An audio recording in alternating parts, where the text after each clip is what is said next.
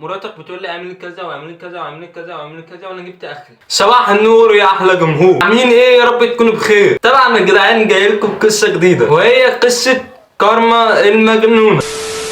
وطبعا كنت منزل قصة نزار والمنقبة ولينك القصة تحت او فوق هنا، انا مش عارف شوفوا هنا مش عارف. وطبعا قلت القصة هتعجبكم ولا لا. وطبعا واحد حبيب قلبي رد عليا قال لي القصة حلوة وهو يوسف سامي. وطبعا قال لي قصة حلوة انا يوسف سامي وانا بحبك يا زياد حبيبي يا جو، وانا كمان بحبك يا قلبي وانت على راسي من فوق حبيبي يا جو. وطبعا يا جدعان جاي لكم بقصة جديدة، قصة كارما المجنونة. ايه قصتها وايه اللي حصل لها وليه بقت مجنونه؟ اقول لكم كل حاجه بالتفصيل. وطبعا يا زميلي هتنزل تعمل متابعه على القناه وفعل زر الجرس عشان يوصلك كل جديد، واعمل لايك للفيديو عشان احنا عايزين نوصل له 500 متابعه في اسرع وقت. وانزلوا اكتبوا الكومنتات القصه عجبتكم ولا لا، عشان الفيديو الجاي ان شاء الله باذن الله هطلع الكومنت واقول فلان قال حلوه فلان قال مش حلوه وكده يعني. وطبعا ما اقدرش انساك يا يوسف يا سامي عشان انت في قلبي هنا والله. واللي عنده قصه وعايز يقولها يكلمنا على الانستا وانا اطلع اوسع بالقصه ولا قال لي عجبتكم ولا لا، ونشوف راي الجمهور. وتابعونا على التيك توك عشان عايزين نوصل له 100 متابعه. ويا جدعان في ناس بتابعني، يعني ناس بتدخل تعمل متابعه على طول، فهو اللي بيتابعني يكتب هنا في الكومنتات ان هو متابعني. وطبعا فاضل نص ساعه والنور هيقطع، فيا رب نلحق يعني، فعشان نشغل الاضاءه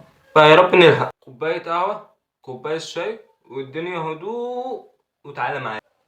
ايه قصه كارما وايه اللي حصل لها وليه بقت مجنونه؟ ركز معايا يا زميلي. مبدئيا كده كارما كانت عادية يعني زينا كده، فهي كانت عايشة مع أبوها وأمها وهي الوحيدة ليهم، يعني هي ملهاش إخوات. المهم يعني أبوها وأمها كانوا دايما يتخانقوا مع بعض، وكان ساعتها كارما كانت بتخاف منهم. كارما بقى كانت لسه صغيرة يعني كانت بتخاف، فالوضع ده فضل شغال. أبوها وأمها يتخانقوا مع بعض كتير والبنت كانت بتخاف، وساعات كانت بتتعقد شوية. البنت كانت بتتعقد من العياط والخوف، وكل ما تتكلم مع حد من أبوها وأمها كانوا يزعقوا لها، فالبنت كانت بتخاف اكتر. لحد ما جه في يوم من الايام ابوها وامها انفصلوا عن بعض، وكان ساعتها كارما كانت عندها 10 سنين. فخلاص بقى ابوها وامها انفصلوا عن بعض وتبدا كارما تعيش مع امها. قعدت مع امها سنتين وابوها بقى متجوز وعايش حياته، يعني متجوز واحده تانية وعايش حياته معاها، مش فارق معاه بنته. بس كارما مش مرتاحه، نفسها تعيش ما بين ابوها وامها، يعني يرجعوا لبعض تاني. وبعد شهر جه عريس اتقدم لامها وكارما موافقه. جه العريس شاف كارما وحبها ولعب معاها وعادي يعني حبها زي ابوها كده، وكارما حبت جوز امها اللي هو يعني عادي، يعني هي بقت مرتاحه معاه. المهم عاش الراجل معاها لحد ما جاب اخره من كارما.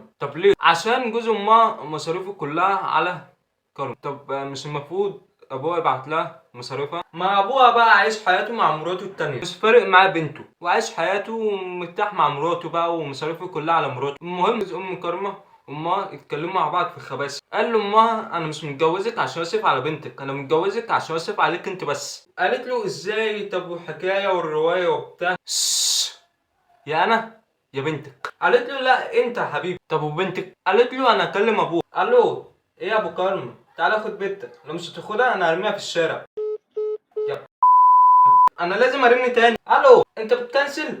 انا بقول لك تعالى خد بنتك، لو مش هتاخدها انا هرميها في الشارع. خلاص انا هستأذن من مراتي واشوفها. قالت له طب خلص قلب مراتك، خلص يا حبيبي اخرك النهارده وبكره. ابو كارما قفل التليفون وكلم مراته وقال لها بصي انا بنتي امها قالت لي يا اما ارميها في الشارع يا اما اخليها تعيش معاك، فانا بنتي صعبانه عليا ومش عارف يعني ينفع اخليها تعيش معايا. مراته ردت عليه قالت له امم امم امم النور قطع. النور قطع مش عارف. بصوا يا جدعان النور قطع، فانا هحاول يعني احاول اثبت الدنيا. المهم قالت لي خلاص خليها تعيش معانا. ايه ده انت اجمل مرات اب في الدنيا وربنا، ده انا بموت فيكي. وبعد ما خلاص اخدوا القرار ان البنت تعيش معاهم، راح ابوها اخد كارما من امها وتبدا كارما تودع امها.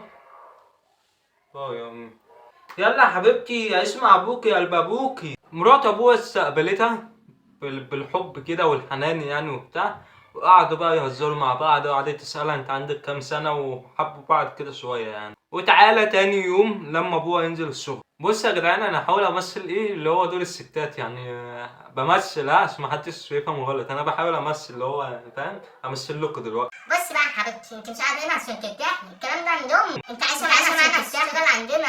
انت خلاص بقى عندك 12 سنه وبقت عروسه، انت عارفه الدنيا بقت عامله ازاي. طب انا هشتغل ايه يا طن؟ بص يا حبيبتي انت هتروقي وانا احط رجل على رجل. عندهم. بتقولي حاجه حبيبتي؟ لا طنط مش بقول حاجه. المهم بقى يا جدعان الوضع ده فضل شغال لحد ما كارما جابت اخرها وقالت انا اقول لابوها. قالت لابوها مراتك بتقول لي اعملي كذا واعملي كذا واعملي كذا واعملي كذا وانا جبت اخري. رد ابوها قال لها بص يا حبيبتي حاجه من الاتنين. نرجع نرجع. المهم انا كنت بقول ايه؟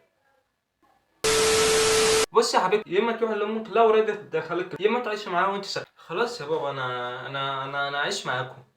الوضع ده فضل شغال. كارما تروح المدرسه ترجع من المدرسه تشتغل في البيت. وملحوظه ابوها مرات ابوها لما يجوا يخرجوا بيحبسوها في البيت. لحد ما كارما لقت نفسها كده بقت مريضه نفسيا. ومرات ابوها تقول لها على حاجه اكتر والبنت تتعقد اكتر. لحد ما كارما وصلت للاعداديه بقت في تالتة اعدادي. ابوها جاب لها تليفون عشان هي بقت كبيره يعني هي داخله الاعداديه لازم يكون معاها تليفون. بتبدا كارما تلاقي اول واحد في حياتها. يعني ايه؟ يعني كارما ارتبطت بواحد اول واحد في حياتها وكانت بتموت فيه لدرجه ان هي كانت بتعشقه جدا. وقعدوا شهور ارتبطوا ببعض وحبوا بعض وبتاع لحد ما كارما جت لها الصدمه ان حبيبها مات. ايه ده؟ طب مات ازاي وهو لسه شاب صغير يعني لسه في الاعداديه؟ بص يا جدعان هو جاله سرطان في الدم ومات. كارما بقت مريضه نفسيا عن الاول. يعني بقت مريضه. بص يعني بقت بتعمل حاجات بعصبيه. بقت بتتعصب وبقت بتقعد لوحدها تقفل على نفسها الاوضه. بقت يعني خلاص ان هي هتوصل بقت مجنونه. وابوها عارف ان هي وصلت المرحله دي بس ابوها قال انا مش فاضي انا ورايا شغل ورايا مراتي وانا مش فاضي. البت عامل لها ايه؟ ما عندها امها هتروح لامها. ومراته بقت بتعقدها اكتر لحد ما وصلت كارما ل 15 سنه. الصدمه ابوها مات. مراته اخدت الورث بتاعه ورمت بنته في الشارع. بنته نزلت الشارع بقت مجنونه. وبس كده يا جدعان هي دي قصة كارما المجنونة. لو القصة عجبتكم اكتبوا في الكومنتات عشان الفيديو كان ان شاء الله هطلع كومنت واقول فلان قال القصة حلوة وفلان قال القصة مش حلوة وكده. وطبعا يا يوسف يا سامي انت في قلبي وبرده ما اقدرش انساك. ولو عندك قصة وعايز تقولها كلمنا على الانستا وانا هدخل اقول ده صاحب القصة ولا قال. طب القصة هتعجبكم ولا لا؟ هنشوف رأي الجمهور. وتابعونا على التيك توك عشان احنا عايزين نوصل له 100 متابعة عشان الصفحة بتاعتي برضو يعني صفر. وانزلوا اعملوا متابعة على القناة وفعلوا زر الجرس عشان يوصل لك كل جديد واعمل لايك الفيديو عشان احنا عايزين نوصل ل 500 متابعة. وبس كده يا جدعان.